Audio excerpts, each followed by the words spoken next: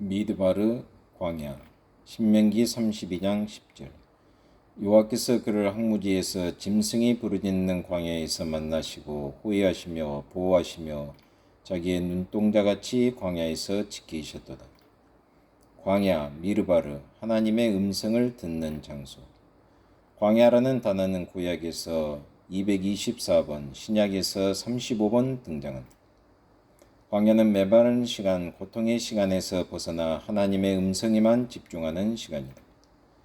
하나님의 음성이 들리지 않는 메마른 시간이 광야의 시간이라고 여기지만 그것은 집중력을 높이는 시간이다.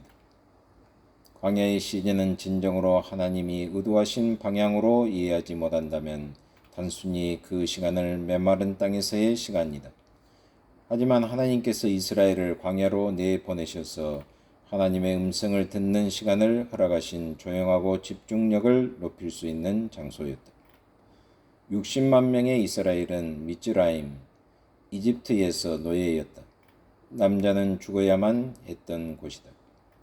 남자를 죽인다는 것은 하나님이 창조하신 생명의 원천을 차단하여 하나님을 없애려는 강력한 시도이다. 미즈라임 애굽에서 나온 그들은 야훼 하나님과 함께하며 과거 노예의 삶, 종의 삶을 청산하는 방법을 배우는 시간이다. 광야의 교실의 교장 선생님은 하나님이시고 교사는 모세, 여호수아였다. 미즈라임, 이집트에서의 구출은 한 번에 이루어졌지만 몸에 배어있는 노예의 근성과 생각, 습관을 버리기엔 오랜 시간이 필요했다. 신명기 9장 22절. 너희가 다베라와 마사와 기브론 핫다와에서도 여호와를 경노하게 하였느니라. 학생이었던 이스라엘 백성은 하나님을 노엽게 했다. 광야의 이름을 살펴보면 알 수 있다. 다베라 민수기 11장 3절은 불사름, 화염이고 마사 출애굽기 17장 7절은 시험함이다. 기브론 핫다와 민수기 11장 34절은 탐욕의 무덤이라는 뜻이다. 정말 이름만 봐도 이들은 대책이 없는 막무가내이다. 여전히 노예 정체성을 가진 이스라엘 백성들의 불평과 불만은 끊이질 않고 그래서 하나님께서는 훈련시키셔야 했다. 그러니 그들에게 하나님께서 당신의 말씀으로 얼마나 많이 가르쳐야 했을까요? 하나님의 사랑의 속성인 모세의 오경으로 모든 것을 가르쳐야만 했다. 이렇게 애굽을 떠나 광야 인도하신 이유가 무엇인지 알 수가 있을 것이다. 훈련이 필요하다는 것 아닐까? 그러면 어떤 훈련이 필요할까? 구원받은 백성들이 하나님의 백성으로 살아가기에 하나님께 집중하는 훈련이 필요하다. 그래야만 필요한 열매를 맺으며 호람대오의 삶을 살아갈 수 있기 때문이다. 미드바르는 첫째 말씀이라는 뜻이 있다. 둘째 사건이라는 뜻이 있다. 첫째 말씀이라는 뜻을 가지고 생각해 본다. 광야는 미드바르라고 한다. 미드는 한계란 뜻이고 다바르는 말씀이란 뜻이다. 광야 미드바르는 다바르의 명사형이다. 다바르는 말씀을 청종, 듣고 순종하다라는 뜻이다.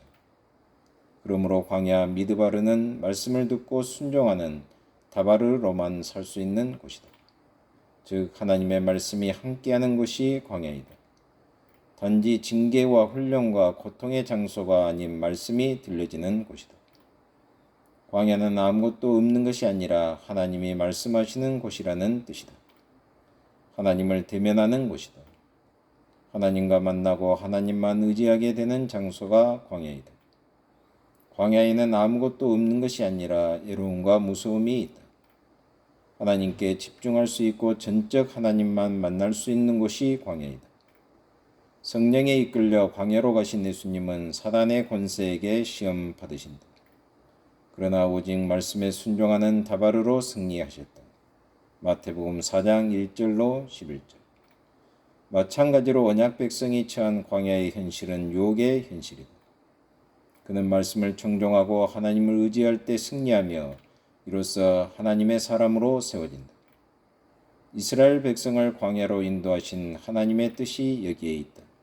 신명기 8장 2절 3절. 그들이 말씀으로 사는 백성이 될 때 사람들이 거하는 가나안에 들어가 가나안 백성을 하나님의 백성으로 삼는 구원의 역사를 이루게 된다. 그러나 이스라엘 백성들은 광야에서 하나님의 말씀이 아닌 자기 욕심대로 행하였다. 이들은 도리어 사단의 권세에 굴복하여 끊임없이 죄악을 저질렀다. 죄를 범하는 자마다 마귀에게 속한 자이다. 요한 1서 3장 8절. 이러하기에 인간은 세마적 존재이다. 이스라엘 백성들아 들으라. 듣다의 히브리어 쉐마 신명기 6장 4절.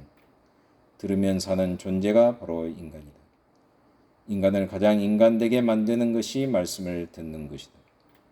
그런데 광야는 그 말씀이 가장 잘 들리는 곳이라는 것이다. 그렇기에 하나님께서 우리를 광야로 이끄시는 것이다.